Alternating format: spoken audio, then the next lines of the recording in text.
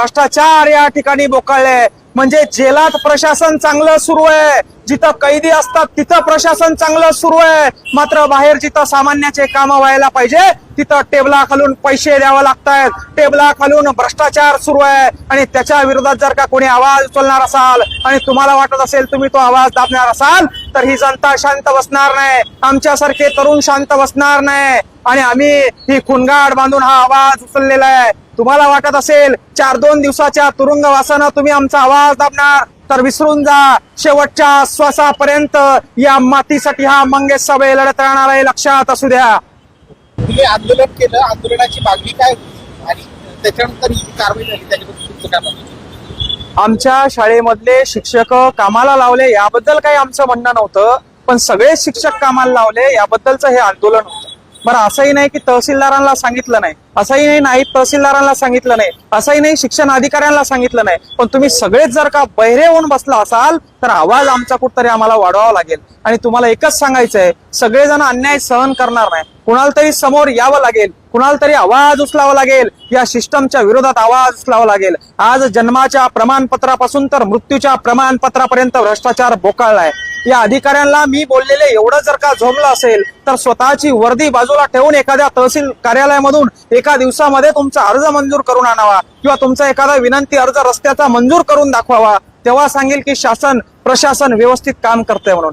तुम्ही व्यवस्थित काम करताय, तुमच्यावर कामाचा लोड आहे, याबद्दल आमचं काहीच म्हणणं नाही, पण तुम्ही आमच्यासाठी आहात, आमचं म्हणणं तुम्ही ऐकून घ्यावं, त्याच्यावर प्रश्न या ठिकाणी तुम्ही मार्गी लावात, यासाठीचा हा उद्रेक होता। आणि तुम्हाला जर का असं वाटत असेल की मंगेश साबळेवर गुन्हे दाखल केले, मंगेश साबळेला तुरुंगात टाकलं आणि आता मंगेश साबळे शांत बसेल, गोळ्या जरी झाडल्या तरी हा साबळे शांत बसणार नाही। शेतकऱ्यांसाठी, गोरगरीब कष्टकरी बांधवांसाठी या ठिकाणी उठलेला हा आवाज आहे। माझ्या वावरातून समृद्धी महामार्ग जाणार आहे आणि 100-150 एकर जमीन मला घ्यायची आहे, म्हणून राजकीय पुढाऱ्यासारखा आवाज हा नव्हता, किंवा मला एखादं टेंडर पाहिजे, एखाद्या संरक्षण भिंतीचं, एखाद्या रस्त्याचं टेंडर पाहिजे म्हणून हा आवाज नव्हता। माझ्या लेकरांच्या शिक्षणाच्या भविष्यासाठी हा आवाज होता। आणि तुम्ही आम्हाला फुकटची रेवडी देऊ नका, तुम्ही आम्हाला फुकटचं ज्ञान वाटू नका, पण आमच्या लेकरांना व्यवस्थित शिक्षण सिस्टम द्या, शिक्षणचा बोजवारा वाजवू नका, त्यासाठी उठलेला हा आवाज होता, त्यासाठी उठलेला हा उद्रेक होता, एवढंच या ठिकाणी सांगेल।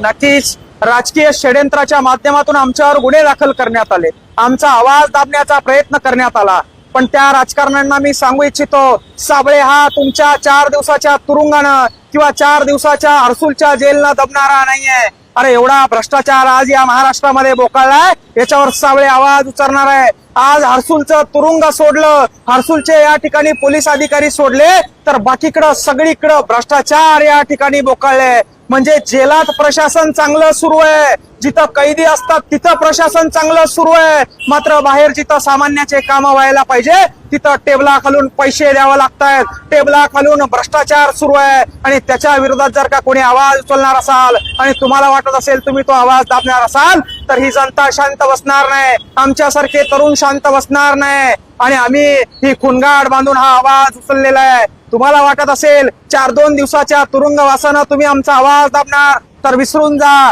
शेवटच्या श्वासापर्यंत या मातीसाठी हा मंगेश साबळे लढत राहणार आहे, लक्षात असू द्या।